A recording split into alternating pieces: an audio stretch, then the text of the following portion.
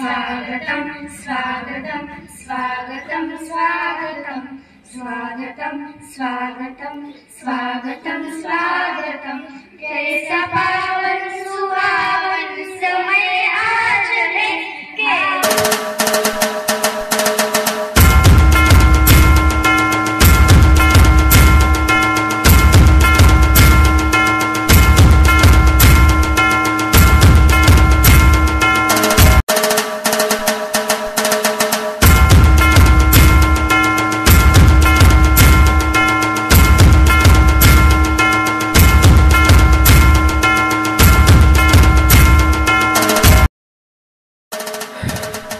कित्येक वादळ पेललीत बापानं, नियतीला मान्य नसलेली गणितही सोडलीत माईनं.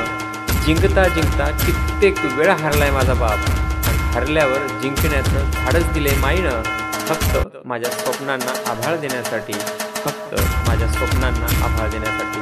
रक्ताच्या पेशीनं पेशी आठवल्यात बापानं, आणि कोरड्या विहिरीला पाझर फोडलाय माईनं. रात्र रात्र नुसती कूस बदलत गेलाय बाप, रात्र रात्र नुसती कूस बदलत गेलाय बाप. आणि भर उन्हातही आभाळ पेलले माईनं, आणि भर उन्हातही आभाळ पेलले माईनं. फक्त माझ्या स्वप्नांना आभाळ देण्यासाठी. विस्कटलेली सारी फुलं दैवावर सोडलीत बापानं, विस्कटलेली सारी फुलं दैवावर सोडलीत बापानं. आणि फाटक्या संसारात ठिगळ लावले माईनं. आंबाड्याची फुलं खाऊन दिवस काढलेत बापानं, आणि रानातला सर्व वेचून संसार थाटलाय माईनं. फक्त माझ्या स्वप्नांना आभाळ देण्यासाठी. संयमाची सिदोरी दिली आहे बापानं, संयमाची सिदोरी दिली आहे बापानं. आणि सुसंस्काराची श्रीमंती दिली आहे माझ्या माईनं. आताशा जग जिंकूनही सिकंदरासारखा हरलाय माझा बाप, आताशा जग जिंकूनही सिकंदरासारखा हरलाय माझा बाप. आणि बापाचं हरवलेलं मनही पेलून धरले माईनं. फक्त माझ्या स्वप्नांना आभाळ देण्यासाठी, फक्त माझ्या स्वप्नांना आभाळ देण्यासाठी. जीवनातील प्रचंड चढ-उतार, त्यातून सुखाचा मार्ग काढत असताना वाट्याला आलेल्या संघर्षातून माझी कविता जन्माला आली. त्याचबरोबर दुःख असेल, दारिद्र्य असेल, वेदनेत गेलेलं बालपण असेल, तेव्हा माझी कविता जन्माला आली. जीवनाच्या सोनेरी सप्तरंगी गगनचुंबी विचारांवर माझी कविता जन्माला आली. आणि शिक्षण, प्रेम, जिव्हाळा, स्वप्न, आशा, आकांक्षा यांच्या निर्मितीच्या झालेल्या स्मशान राखेतून माझी कविता जन्माला आली. आणि मग खऱ्या अर्थानं सुखाचं गोंधळ हे एक नाव या ठिकाणी आपण दिलेलं आहे. समाजाच्या वेगळीपणावर माझी कविता जन्माला आली. सुदात्त, सुसंस्कृत, सुशिक्षित, सुप्रामाणिक परंपरेवर माझी कविता जन्माला आली. मानवी जीवनातील प्रचंड ओढाताण, मानवी जीवनातील विचारांचा झालेला विस्फोट, खडकाला भेगा पडणे, ज्वालामुखीचा स्फोट होणे, खडकाला विचारांचा भोंगा निर्माण होणे, आणि त्यातून खऱ्या अर्थानं होणारा भूकंप, आणि त्यामध्ये होणारा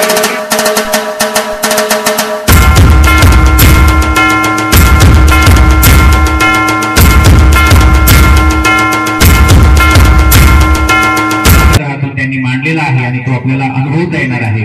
मानव जेव्हा आपल्या परिस्थितीशी झगडतो, आपल्या परिस्थितीसोबत संघर्ष करतो, तेव्हा संघर्ष करताना त्याला वाटत असतं की आपल्या या संघर्षाला कुठून तरी आपण वाट दिली पाहिजे, म्हणून तो काहीतरी लिहित असतो, कथा लिहितो, कविता लिहितो, आणि त्यातून तो आपलं जगणं, आपलं वागणं मांडत असतो. असंच आमचे मित्र पांडुरंग मुंदळ यांनी उच्च शिक्षित असूनही ज्या काही त्यांचा जो आयुष्याचा संघर्ष आहे, तो संघर्ष त्यांनी या कवितेच्या माध्यमातून अधोरेखित केलेला आहे.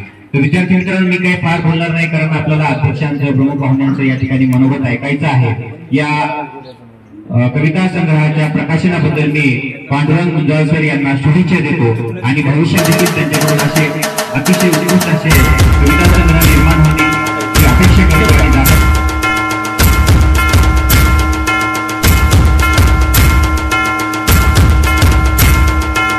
मला या ठिकाणी मेजवानी म्हणून दिलेला आहे, आणि ते आपण सर्वांनी याचं दिलं. मित्र, आजच्या या कार्यक्रमाच्या प्रसंगी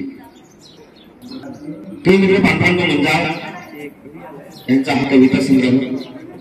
पांडुरंग मुंदळ आणि बरेच वर्षांपासूनचे मित्र, साहित्यामध्ये एकत्रित अनेक ठिकाणी कार्यक्रमात वगैरे भेटलेले. त्यांचा कविता संग्रह येतोय याचा खूप आनंद मला झालेला आहे. पूर्वीपासून आम्ही साहित्याच्या प्रांतामध्ये असल्यामुळं त्यांची प्रत्येक हालचाल मला माहित आहे. ते ज्या पद्धतीने साहित्यात लेखणी करतात, सातत्याने आमच्या चर्चा वगैरे व्हायच्या. त्यानंतर माझी कादंबरी आली, त्यानंतर त्यांनी त्यावर समीक्षण केलं. म्हणजे हार होणारी असा कलावंत म्हणलं तर पांडुरंग मुंजाळ यांची भीती. त्यांचा हा कविता संग्रह आहे आणि या संग्रहाचं प्रकाशन माझ्या हस्ते आनंदात झाले. त्यांच्या पुस्तकाचं प्रकाशन माझ्या हस्ते होते. त्यांनी हा सन्मान मला दिला. माझे मित्र त्यांच्या हा सन्मान त्यांनी दिल्याबद्दल मी त्यांचा आभारी आहे. मित्रांनो, कवितावर भाषायचं तर लहान मुलं आहे आणि मोठ्या पुस्तकावर नाही बोललो तर मोठ्यांवर अन्याय होईल असं माझे विविध अशी आवाज झालेली आहे. बोलायचं की नेमके कोणाबद्दल बोलायचं, मुलांसाठी बोलायचं की मोठ्यांसाठी बोलायचं, पण मी सविस्तर असं बोलणार आहे. पांडुरंग मुंजाळांचा हा कविता संग्रह त्यांनी त्यांच्या मनोगतात सांगितलं की त्यांच्या मनोगतामधून त्यांनी या कविता कशा सुचल्या, माझी कविता काय सांगते, माझी कविता कशी जन्म आली, या सर्व गोष्टींचा परामर्श त्यांनी त्यांच्या या मनोगतातून घेतलेला आहे. कविता जिथे जन्माला येते, जिथं काहीतरी आपण भोगलेलं असतं किंवा आजूबाजूचं काही पाहिलेलं असतं किंवा काही गोष्टी आपल्या दुःख दैन्य जेव्हा येते तेव्हा आपल्या मनाचा जेव्हा आविष्कार होतो तेव्हा मात्र कविता जन्माला येते. आणि अशाच त्यांच्या साहित्यिक आणि समाजातील आणि त्यांच्या वैयक्तिक जीवनातील अडचणी, त्यांच्या वैयक्तिक जीवनातील संघर्ष याच्यावर भाष्य करणाऱ्या या सर्व कविता आहे. या कविता संग्रहात मुखपृष्ठ तुम्ही सर्व पाहता. आता या मुखपृष्ठ पाहत असताना आपल्याला काय दिसतं? मुखपृष्ठावर पहिल्या पानावर काय दिसतं आपल्याला? तर झाड आहे, झाडांवरती पक्ष्यांनी घरटं बांधलं आहे आणि हे घरटे बांधल्यानंतर हे आनंदाच्या क्षणी हे पक्षी त्या ठिकाणी आनंद व्यक्त करत आहेत. घर बांधणं, घरटं करणं हे एक पूर्णत्वाचं लक्षण आणि पूर्णत्वाचं लक्षण असल्यामुळे त्या ठिकाणी पूर्णत्वाचं लक्षणाने आनंदी झालेले पाहायला मिळतात. घर हे माणसाच्या जीवनाचा एक आनंद आहे, तेही ठिकाणी आपल्याला पाहायला मिळतं. मित्र, त्याचबरोबर कष्ट, दैन्य, दुःख भोगणारी म्हणजेच मोळी घेऊन चाललेली एक जीवनाचा संघर्ष करणारी महिला आपल्याला या ठिकाणी मोळी घेऊन जाताना दिसते आणि तिच्या त्या मोळीमधून, तिच्या त्या रूपामधून आपल्याला एक संघर्ष जाणवतो.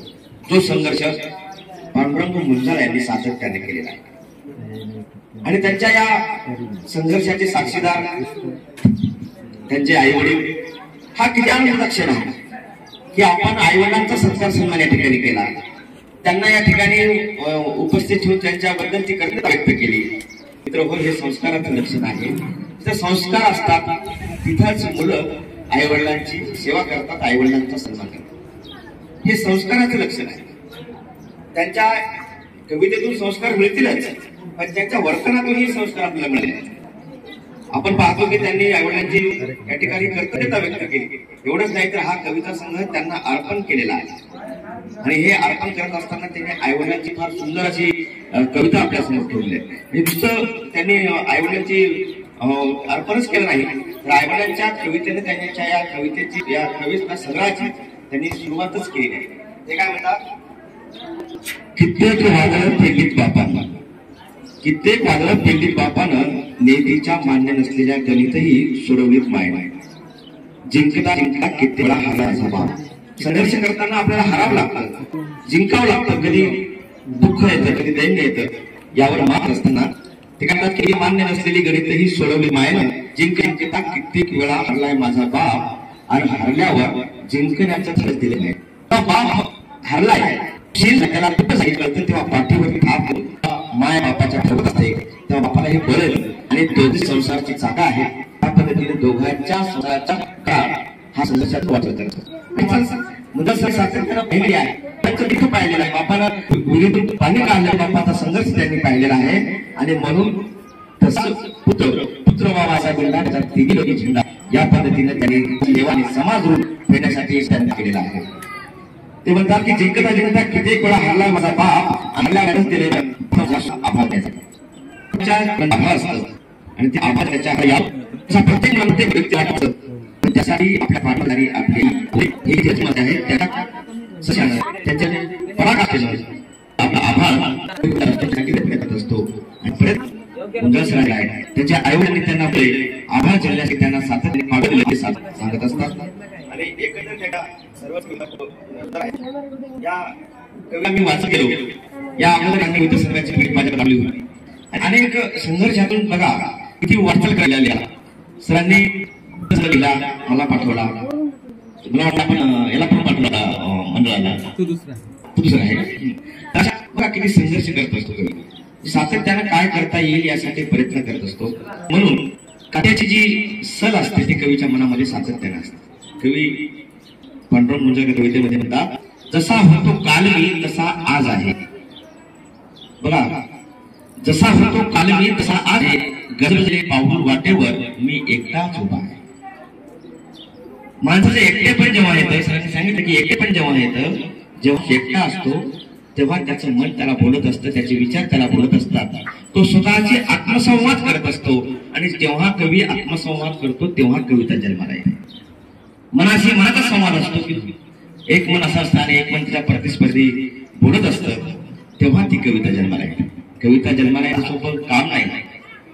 एखादा शब्द जर सापडला नाही तर कवी रात्र रात्र तळमत असतो. त्याला शब्द गवल्याशिवाय तो स्वस्थ बसत नाही. कुसुमाग्रजांना एका वाचकाने विचारलं की सर तुम्ही एवढ्या कविता लिहिता, तुम्हाला कविता लिहिताना किती वेळ लागत असेल? त्यांनी सांगितलं की माझी ही कविता लिहिली मी वाचली, ती कविता मला लिहायला 2 वर्ष लागली. आता तो वाचक हसला की एक कवितेला 2 वर्ष, म्हणजे तुम्हाला एवढा कविता संग्रह काढायला किती दिवस लागले असतील? तर त्यावर कुसुमाग्रजांनी दिलेलं फार उत्तर चांगलं आहे. ते म्हणाले की कविता मी एका दिवसातही लिहू शकतो, पण मला एक शब्द हवा होता कवितेच्या समारोपासाठी. तो शब्द सापडायला मला 2 वर्ष लागले. आणि म्हणून 2 वर्ष मी सातत्यानं तो शब्द शोधत राहिलो. आणि म्हणून माझी कविता तो शब्द सापडल्यानंतर पूर्ण झालेली आहे. म्हणजे कवीला जेव्हा अस्वस्थ वाटतं, एखादा नागाला उंदीर गिळला आणि त्याला त्या पोटामध्ये कशी कासावीस होते, तो अस्वस्थ होतो, तसा कवी अस्वस्थ होत असतो. त्याला सभोवतालचं वातावरण दिसतं. एखाद्या वेळेस जर पुढे चाललो कुठं आपण तर पाल दिसलं, ते आपला जो त्यांचा संसार आहे तो म्हणायचा असा कवी अस्वस्थ होतो ते म्हणायसाठी, त्याला शब्द सापडत नाही. आणि कवीला जोपर्यंत शब्द सापडला तेव्हा त्याला एखादा आभार भेटल्याचं, आस्वंत भेटल्याचं आनंद होत असतो. आणि तो मनातून उत्साही होतो, कारण तिथेच त्याच्या पूर्णत्वाची प्राप्ती झालेली असते. जेव्हा कवी म्हणजे एक बालकविता आहे, मुलांसाठी सगळ्या हरकत नाही. पावसा पाऊस भिजू दे, अंग साई थिजू दे, पाण्यामध्ये नाहू दे, पाऊस गाणे गाऊ दे. पावसा पावसा भिजू दे, धरती सारी सजू दे. आता धरतीच्या ऐवजी पृथ्वी, वसुंधरा असा काही शब्द असतात, त्याचे ते म्हणजे गणितच बसलेलं असतं. आणि काही ते अस्वस्थता राहिली असते. जोपर्यंत धरती शब्द तिथं आला नाही तोपर्यंत त्याची पूर्णत्वात कविता गेली नाही. आणि म्हणून तिथं कविता आहे. त्यासाठी त्या धरती या शब्दासाठी मला थांबावं लागतं. म्हणजे कवी एका शब्दासाठी थांबत असतो. एवढा मोठा कविता संघ उभा होत नाही. मला एकाने विचारलं तुमची कादंबरी तुम्ही किती दिवसामध्ये लिहिली? त्यांनी म्हटलं त्याला लेडीजचा मला मुंबईवरून, आणि त्यांनी म्हटलं की तुमची कादंबरी मी वाचली, पण ही कादंबरी मीही लिहित आहे, जवळपास 1 वर्षामध्ये होईल का? मी म्हटलं होईल, काही हरकत नाही. तुम्ही जर बसला, बैठक चांगली असेल तर 1 वर्षामध्ये कादंबरी होऊ शकते. त्यानंतर तेव्हा त्यांनी मला दुसरा प्रश्न केला की सर तुमची कादंबरी व्हायला किती दिवस लागले? तर मी त्यांना सांगितलं की मला 10 वर्ष लागले. तेव्हा ते एकदम प्रसन्न झाले की अरे 10 वर्ष. मी म्हणलो कादंबरी मी 1 वर्षात लिहिली, पण त्यावर संस्कार करणं, त्यावर पुन्हा फेरलिखाण करणं, त्यातल्या ग्रॅमॅटिकल चुका पाहणं, या सर्व गोष्टी करण्यासाठी आपल्याला हा वेळ लागत असतो. म्हणजे झाली कविता आली छापली असं होत नाही. जर कवितेचा दर्जा सांभाळायचा असेल तर कवितेवर कामच करावं लागतं. कवितेवर पुन्हा पुन्हा त्याचे रिपिटेशन द्यावं लागतं. कवितेवर पुन्हा पुन्हा त्याचं आपण अवलोकन करावं लागतं. तेव्हा कुठं ती जन्माला येते आणि सकस कविता म्हणून पुढे येते. माझ्या कादंबरीला 25 पुरस्कार मिळाले आणि त्यांनी मला कौतुकाची थाप दिली. Me the game of affair जपानमध्ये एक पुस्तक लिहित आहे, कादंबरी उर्मिला देवेल यांची. तर त्यांच्यापर्यंत माझी कादंबरी गेली. त्यांचा मला फोन आला की सर तुमची कादंबरी मी वाचली आहे आणि एवढी तुमच्या कादंबरीची फॅन झाली की मला माझ्या कादंबरीची प्रस्तावना तुमची घ्यायची. मी 2 महिने त्याच्यासाठी माझ्यासाठी थांबल्यात, मी कामात होतो. 2 महिन्यानंतर जेव्हा त्यांचा संग्रह आला तेव्हा माझी प्रस्तावना आहे. जपानच्या 1000 पुस्तकामध्ये माझी प्रस्तावना. म्हणजे मलेशिया जापान सगळीकडे मी कादंबरीच्या निमित्ताने बघितला गेलो. लेखन हे माणसाला जिवंत करणार असतं. लेखन हे माणसाला काहीतरी त्याचा आत्मभान देणारे हे लेखन असतं. आणि म्हणून लेखक सातत्याने काय करत असतो, लिहित असतो. तुम्ही पांडुरंग मंडळाची कविता मला खूप आवडली. जसा होतो काल मी तसा आज आहे, गजगजलेल्या पाऊल वाटेवर मी एकटाच उभा आहे. तुम्ही एकटाच असतो. हरवलेले अस्तित्व माझे शोधतो मी आज आहे. कवीचं अस्तित्व शोधण्यासाठी पूर्ण आयुष्य त्याला पणा लावला आणि त्यासाठी तो सातत्याने धडपडत असतो. त्याचं अस्तित्व त्याला समाजामध्ये पाहायचं असतं आणि कवी लेखक हे अस्तित्वानं आपल्यामध्ये असतं सातत्याने. हरवलेलं अस्तित्व माझं शोधतो मी आज आहे, रुसलेला निशिगंध माझा बागेमध्ये एकटाच आहे. हिरवळीचे गीत माझे पावरीमध्ये बंद आहे, प्रकाश साधण्या अंतरीचा सूर्याला मी चोरले आहे. बघा कवी काय करतो. कवी सूर्याला सुद्धा चोरतो. तुम्ही पाहिलं असं, तुम्ही साधारण चोर पाहिले असतील, पण बघा कवी काय करतो, सूर्याला सुद्धा चोरतो. ते काय कवी करायला सांगता येत नाही. एक आमचा कवी मित्र आहे, तो म्हणतो सखे तुझं नाक म्हणजे पेरूची फोड आणि तुझा शेंबूड त्यावर. कवीच्या नादी मुलीच लागलं. कवी जे न देखे रवी ते देखे कवी. त्या पद्धतीने कवी आपला अफलातून असतो, आपल्या अस्तित्वामध्ये आपल्या आत्ममग्नतेमध्ये जगत असतो. आणि तो नुसता जगत नाही तर तो स्वतः जगत असताना इतरांच्या भावना, इतरांचे दुःख, इतरांच्या वेदना आपल्या शब्दात मांडत असतो. आणि शब्दाच्या चिमटीमध्ये त्या विश्वाला धरून पाहतो. कविता साधी नाही. जगन आणि मरण्याचं अंतर म्हणजे कविता. जेवढं आपलं अस्तित्व आहे, माणूस जन्माला येतो तेव्हापासूनच्या तर माणूस शेवटापर्यंत मरण्यापर्यंत ज्या काही वेदना, दुःख, त्याचे संस्कार आहेत त्याचे, ते म्हणजे कविता.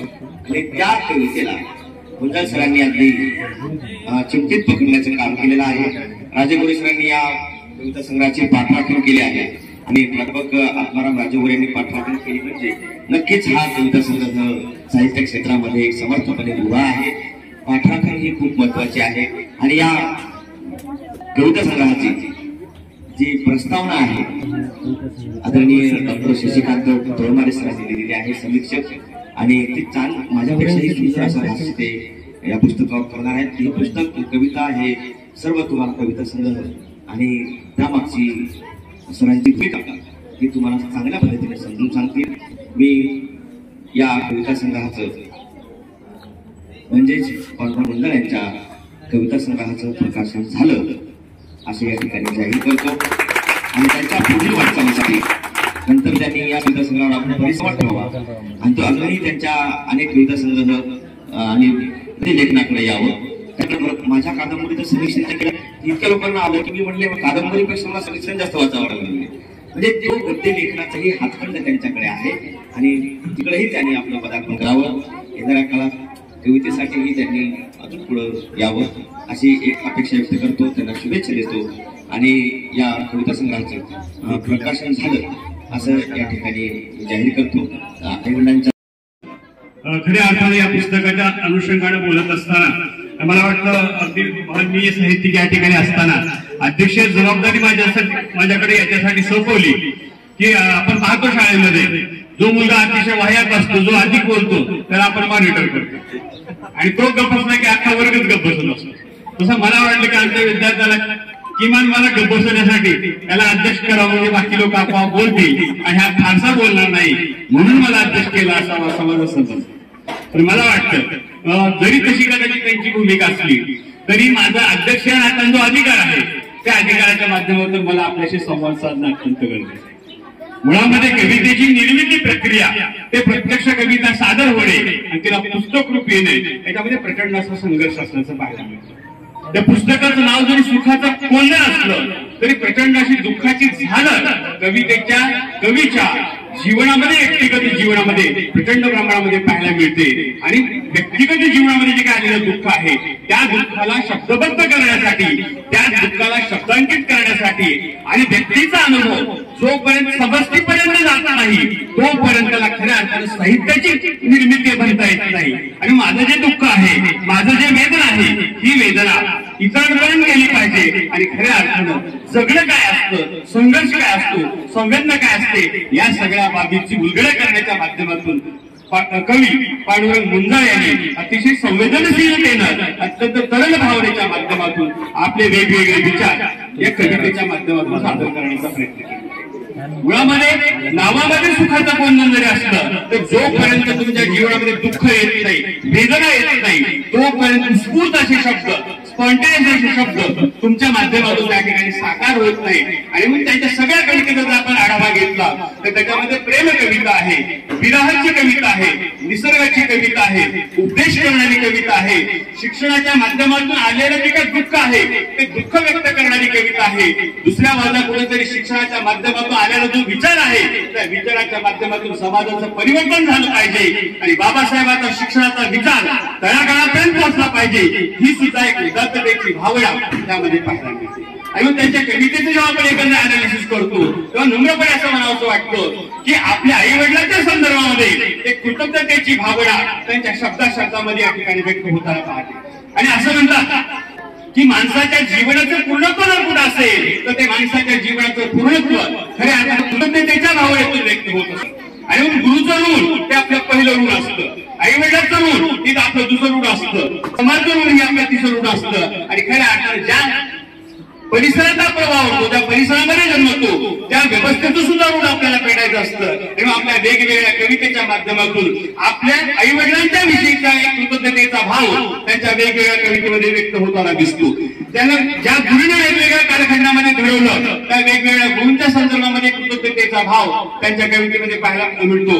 आणि ज्या परिसरामध्ये ते वावरतात त्या परिसराच्या संदर्भात सुद्धा एक कृतज्ञतेचा भाव पाहायला मिळतो. सांगितले तात्पर्य खऱ्या अर्थानं एक संवेदनशील व्यक्ती जीवनाच्या वेगवेगळ्या क्षेत्रामध्ये कशा पद्धतीने विचार करतो त्याचं मूर्तिमंत आणि चिंतनशील जर उदाहरण कुठं असेल तर ते पांडुरंग मुंजाळ यांच्याकडे पाहायला मिळतं. आणि म्हणून त्यांच्या कवितेमध्ये एकाच वेळी भावनात्मक बाबी पाहायला मिळतात. प्रेम, जिव्हाळा, स्वप्न, आशा, आकांक्षा या सगळ्या बाबीचं प्रतिबिंब त्यांच्या कवितेमध्ये पाहायला मिळतं. आणि म्हणून त्यांनी आपल्या आई वडिलांचा विचार करत असताना वडिलांच्या संदर्भामध्ये 4 ओळीचा उल्लेख केला. मला काळाच्या ओढामध्ये आईच्या संदर्भातल्या ओळी या ठिकाणी विसरून घ्या. ओळी संवेदनशील आहे खऱ्या अर्थात मनाचं प्रतिबिंबित करतात. आणि म्हणून त्या आईविषयी फुलाची चव जशी मधाची गोडी, तुझ्या जशी मधाची गोडी, कसा सांगू आई तुला तू आयुष्य ठेवली.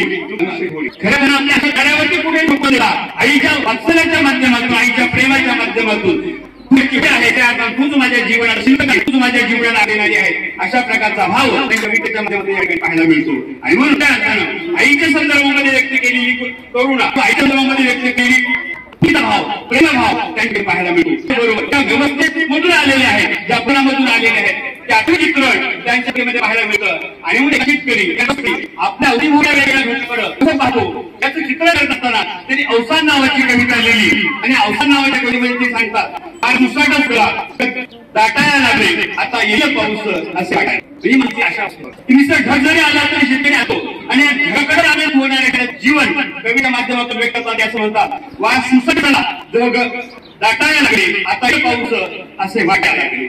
वीज नाचायला लागली, ढोल वाजायला लागले, उभ्या झाडाच्या डहाळी पानं फुटायला लागले, उभ्या झाडाच्या डहाळी पानं फुटायला लागले. ढगातील पावसाने अंगांग शहारले, ढगातील पावसाने अंगांग शहारले, फाटलेले रान सारे कसे जुडायला लागले, फाटलेले रान सारे कसे जुडायला लागले. हिरवळीचे गीत सारे भिजल्या पंखात गुंतले, हिरवळीचे गीत सारे भिजल्या पंखात गुंतले. ओल्या मातीलाही मग कसे अवसान आले, ओल्या मातीलाही मग कसं अवसान आले. शेवटी कवी असं म्हणतो गंध सोडताना मातीने, गंध सोडता मातीने झाड भावले, हृदयाचे अंतर पुन्हा मिटायला लागले, हृदयाचे अंतर पुन्हा मिटायला लागले. तर अशा पद्धतीनं सृष्टीचा एक आविष्कार बघून शेतकरी त्या वातावरणाशी तादात्म्य होतो आणि निसर्गाच्या प्रती शेतकऱ्याच्या मनामध्ये एक आपुलकीचा भाव निर्माण होतो, एक आनंदाचा विचार त्याच्या डोक्यामध्ये निर्माण होतो. याचंही चित्रण त्यांनी त्या अवसान कवितेच्या माध्यमातून व्यक्त केलेलं आहे. शिवाय आपल्या आईची कृतज्ञता व्यक्त करत असताना कवी असं म्हणतो आपल्या आई नावाच्या कवितेमध्ये भल्या पहाटे उठून जशी जळते जनाबाई, भल्या पहाटे उठून जशी जळते जनाई, कसा मांडूनी शब्दात आई तुझी ग नवलाई. तुझ्या दुधाची ग चव, जशी मधाची ग गोडी, कसा सांगू आई तुला तुझ्या आयुष्याची गोडी. सर्व वेचून रानात भूक पोटाला लागते, माझ्यासाठी माझी माय कशी उपाशी राहते, माझ्यासाठी माझी माय कशी उपाशी राहते. किती संस्काराचे मोती माझ्या जीवनी पेरले, तुझ्यामुळे आज ग आमचे जीवन तरले, तुझ्यामुळे आज ग आमचे जीवन तरले. किती सोशशील आई, किती सोशशील आई, दुःख मलाही करू दे, त्या सटवीचा लेखा आम्हा पोराला ओळू दे. अशा पद्धतीनं सटवीनं जे व्यक्तीच्या जीवनामध्ये किंवा आपल्या बाळाच्या आयुष्यामध्ये 5व्या दिवशी जे काही लिहिलं असतं ते सुद्धा मिटवण्याची क्षमता जर कोणाची असेल तर आईच्या वात्सल्यामध्ये असते, आईच्या प्रेमामध्ये असते. अशा प्रकारचा उदात्त भाव त्यांनी या आई या कवितेच्या माध्यमातून व्यक्त केलेला आहे. सांगायचं तात्पर्य वेगवेगळ्या कवितेच्या माध्यमातून खऱ्या अर्थानं आपल्या आई आणि वडिलांच्या विषयी एक कृतज्ञतेचा विचार, एक आपलेपणाचा विचार आणि स्नेहाचा विचार केवळ प्रत्येक रूपाने मांडलेला आहे. ही त्यांची भावना पांडुरंग मुंजारे यांची एकट्याची भावना नाही, तर मला सुद्धा माझ्या आईच्या संदर्भामध्ये असं वाटतं. कदाचित मला शब्द सापडत नसतील, मला भाव सापडत नसेल, मात्र जगाच्या प्रत्येक व्यक्तीला, प्रत्येक स्त्री पुरुषाला आपल्या आई आणि वडिलांच्या संदर्भामध्ये जे वाटतं ते वाटलं त्यांनी त्यांच्या शब्दामध्ये व्यक्त करण्याचा प्रयत्न केलेला आहे. कवितेचं शीर्षक आहे की सुखाचा कोंदर, म्हणजे पुस्तकाचं जे टायटल आहे त्या कवितेमध्ये खऱ्या अर्थाने त्यांनी संपूर्ण काव्याचा सार त्या ठिकाणी व्यक्त करत असताना ते व्यक्त होतात. काळोख दाटला, काळोख दाटला आकाशी ढगात, मिरग पडतो बापाच्या रानात. काळोख दाटला आकाशी ढगात, मिरग पडतो बापाच्या रानात. हिरवा अंकुर मातीच्या गर्भात, हिरवा विचार हिरव्या रानात, हिरवा विचार हिरव्या रानात. मधुर गोळा उसाच्या फडात, जखमा पोचल्या बापानं अंगात. जोपर्यंत बाप अंगामध्ये जखमा पोचत नाही तोपर्यंत उसामध्ये गोडपण येत नाही. वेगळा आणि उदात्त विचार, घामाचा विचार, श्रमाचा विचार ते कवितेतून व्यक्त केला. पुढे म्हणतात देश विदेशात कापड तणाव आणि शरीरात आपल्याला जे कापड मिळतो पुढे मिळतं. देश विदेशात कापड तणाव, कापूस फुटतो बापाच्या रानात. कुणीतरी शेतकरी बाप हा शेतामध्ये कापूस पिकवतो आणि शहरी लोक कपडे घालू शकतात. तर अशा पद्धतीनं धरतीला खऱ्या अर्थानं सुशोभित करण्याचं काम, सुख देण्याचे काम, समृद्धी देण्याचे काम हा शेतकरी बाप करत असतो. हा कुण्या व्यक्तीला मुंडाचा बाप नसतो. तर कष्टकरी बापाचं वर्णन कवितेच्या माध्यमातून व्यक्त करताना कवी पुढे हिरवा चुडा माईच्या हातात, जगाचं गाणं सुगीच्या रानात, सुखाचं कोजळ कपाळी कुंकात, मायेची हिरवळ बापाच्या रानात, माये हिरवळ बापाच्या रानात. तर आई तुझे काय कष्ट आहे ते कष्ट खऱ्या बापाच्या जीवनाला भरी देणार असतं. आई आणि बापाच्या माध्यमातून खऱ्या अर्थानं मुलाला घडवण्याची प्रक्रिया असते. त्या प्रक्रियेमध्ये अत्यंत कष्टाचं आणि साधं जीवन तोपर्यंत त्यांची मुलं सुखामध्ये समृद्धी असं त्यांना या माध्यमातून सांगायचं आहे. पेरणी नावाच्या कवितेमध्ये असं म्हणतो, काळ्या रानात माझ्या घामाचा गथेंब, काळ्या रानाचा उजळला माझ्या घामाचा गथेंब,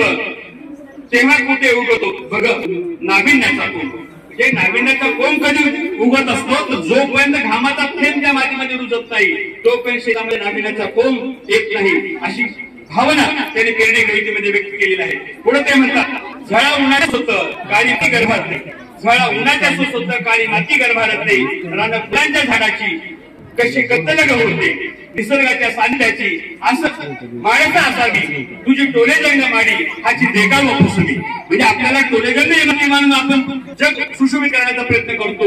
तर खऱ्या अर्थात जग जर सुशोभित कुठं असेल तर ज्या ठिकाणी सृजन होतं, ज्या ठिकाणी नवनिर्मिती होते, ज्या ठिकाणी असंख्य जीवाचं उदरभरण्याची प्रक्रिया होते त्या ठिकाणी खऱ्या अर्थानं सृजन होतं. ती जागा खऱ्या अर्थाने सुशोभित असते असा विचार त्यांनी या पेरणी कवितेच्या माध्यमातून व्यक्त करण्याचा प्रयत्न केलेला आहे. शेवटी लिखाणाच्या माध्यमातून माणूस पुढे कसा जातो आणि विचाराला खऱ्या अर्थाने संस्काराचे डोळे फुटतात आणि संस्काराच्या माध्यमातून नवनिर्मिती प्रक्रिया, विचाराची प्रक्रिया हे लोकांपर्यंत कशी पोचते हे सांगत असताना लेखणी नावाच्या कवितेमध्ये कवी म्हणतो, मन निर्भय करणं आलेखनी चालते, कसं होईल आपलं सारं अंतर कापते. सुख दुःखाची वरात त्याने जोमानं घडीला, कसा चमके काजवा गर्द अंधाऱ्या रात्रीला. म्हणजे अंधाऱ्या रात्रीला सुद्धा प्रकाशमान करण्याचं काम कसा काजवा करत असतो तसं कष्टकरी मायबाप, कष्टकरी शेतकरी, कष्टकरी आणि श्रमकरी लोक खऱ्या अर्थानं व्यवस्थेला प्रकाश देण्याचे काम करतात. हे वेगवेगळ्या कवितेच्या माध्यमातून ते सांगतात. आणि म्हणून पुढे म्हणतात ते मन अथंग करुणी झाली लेखनी निळाई, रात्री कुशीते घेऊनी गाते निर्भय अंगाई. मला निर्भयाचं गीत गाण्याचं सामर्थ्य जर कोण दिलं तर ते माझ्या कवितेने दिलं, माझ्या मातृभूमीने दिलं, माझ्या आईने दिलं, माझ्या वडिलांचे संस्काराने दिलं. अशा प्रकारचा विचार ते कवितेच्या माध्यमातून व्यक्त करतात. सांगायचं तात्पर्य निर्मितीच्या प्रक्रियेमध्ये जोपर्यंत मला स्वतःही होत नाही, समर्पित होत नाही, तो निर्मितीची प्रक्रिया ही घडत असते. आणि निर्मितीची प्रक्रिया गतिमान होण्यासाठी खऱ्या अर्थानं ते अनुभव आतले असावे लागतात, ते अनुभव जिवंत असावे लागतात, ते अनुभव इतरांच्या सांगण्यावर आपल्याला प्राप्त होत नाही. तर जोपर्यंत आपण त्या संवेदनेशी एकरूप होत नाही, आत्मरूप होत नाही, समरूप होत नाही, तोपर्यंत तो भाव आपल्या शब्दामध्ये, आपल्या बोलीमध्ये आणि आपल्या लिखाणामध्ये कधीही पाहायला मिळत नाही. आपण जगाचा तरी इतिहास पाहिला, ज्यांनी भोगलं, ज्यांनी सोसलं, त्यांनी अजरामर साहित्य निर्माण करण्याचा प्रयत्न केला. जगातील सर्वात अजरामर साहित्य कुणाचं असं तर ज्या माणसानं तशा प्रकारच्या प्रसूतीच्या वेदना, तसं कष्ट ते खऱ्या अर्थानं भावनिक पातळीवर, मानसिक पातळीवर आणि शारीरिक पातळीवर भोगलेलं आहे, त्या माणसाच्या माध्यमातून तशा प्रकारची उत्कर्ष निर्मिती होते असंही त्यांनी सांगण्याचा प्रयत्न केलेला आहे. आणि शेवटी बाप विठ्ठल सावळा नावाची कविता अत्यंत नितांत सुंदर कविता आहे. आणि या कवितेमध्ये कवी काय सांगतो आहे का? बाप कर्ण शूरदानी, बाप कर्ण शूरदानी, त्याची अधुरी कहाणी, त्याच्या पायात चप्पला तरी बापा अनवाणी, त्याच्या पायात चप्पला तरी बापा अनवाणी.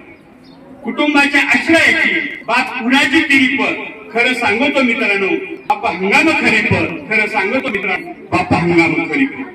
वर फणसा समान आता अमृताचा काम. म्हणजे फणसाला जसे काटे असतात तसं प्रत्येक आई वडिलांचं बोलणं आपल्याला काट्यासारखं टोचणार असतं. मात्र त्या प्रत्येक आई वडिलांच्या बोलण्यामध्ये, अंतःकरणामध्ये अतिशय अमृताचा सणा त्या ठिकाणी असल्याचं आपल्याला पाहायला मिळतो. आणि म्हणून म्हणतो वर फणसा समान आता अमृताचा सडा, चौकटीनं संकटाच्या बाप नित्याचा चढा. त्याच्या राखट हातात नाही कोणती जैसा, बाप माझा भविष्याचा आहे पावसाचा मेघ, बाप माझा भविष्याचा आहे पावसाचा मेघ. बाप रागीट तापट, बाप रागीट तापट आहे अतुल पोवळा, माईच्या ग कुंकवाचा बाप विठ्ठल सावळा, माईच्या ग कुंकवाचा बाप विठ्ठल सावळा. म्हणजे बापाच्या जीवनाला खऱ्या अर्थाने एवढं संघर्ष करण्याची प्रेरणा जर कोण देत असेल तर ती आई देत असते. आईच्या कष्टाला, बापाच्या कष्टाला शब्दबद्ध करताना मला वाटतं कवी त्यांच्या एकट्याच्या भावना नाही तर संबंध व्यक्तीच्या भावना त्या बाप कवितेच्या माध्यमातून त्या ठिकाणी व्यक्त होतात. आणि म्हणून अशा वेगवेगळ्या कवीच्या माध्यमातून कवी आपले विचार ठिकाणी व्यक्त करत असतो. आणि या सगळ्या विचाराचा जर आपण आढावा घेतला तर असं लक्षात येतं की मानवी जीवनामध्ये खऱ्या अर्थानं नवनिर्मितीचा जो प्रपंच असतो, नवनिर्मितीचा जो कालखंड असतो, तो कालखंड जोपर्यंत आपण स्वतः जपत नाही तोपर्यंत तो कालखंड आपण इतरांना व्यक्त करू शकत नाही. आणि म्हणून जोपर्यंत माणसाच्या जीवनाला प्रकाशाची कोण फुटत नाही तोपर्यंत त्याचं जगणं हे इतरांसाठी असू शकत नाही, त्याचं जगणं समाजासाठी असू शकत नाही.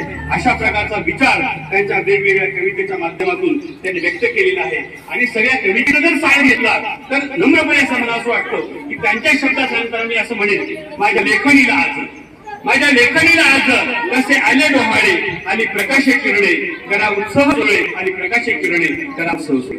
सांगायचं तात्पर्य अंधार हा एक दिवसाचा असो, एक वर्षाचा असो, एक शतकाचा असो की एका युगाचा असो, एक जर कार्य ओढली तर तो अंधार पूर्णपणे नाहीसा होतो. तसं तुमच्या मनामध्ये एक विचाराचा जर किरण निर्माण झाला, प्रकाशाचा किरण निर्माण झाला तर त्या प्रकाशाच्या किरणाच्या माध्यमातून, विचाराच्या किरणाच्या माध्यमातून शतकानुशतकाचा अंधार दूर व्हायला फारसा वेळ लागणार नाही. अशा प्रकारचा आशावाद त्यांच्या कवितेमध्ये पाहायला मिळतो. आणि म्हणून या कवीला पुढच्या लेखनासाठी मनपूर्वक या ठिकाणी शुभेच्छा देतो. आणि या क्लासच्या माध्यमातून आपण विज्ञानाचे प्रयोग घेतले आणि वेगवेगळ्या विज्ञान प्रयोगाच्या माध्यमातून उद्याचा कला निर्माण करण्याचा आपण विचार या ठिकाणी उपसताय, विद्याचा वैज्ञानिक निर्माण करण्याचा आपण विचार या ठिकाणी उपसताय. मग ज्याला कोणाला पारितोषिक मिळालं आहे किंवा मिळणार आहे त्या तर मुलाचं कौतुक करतो.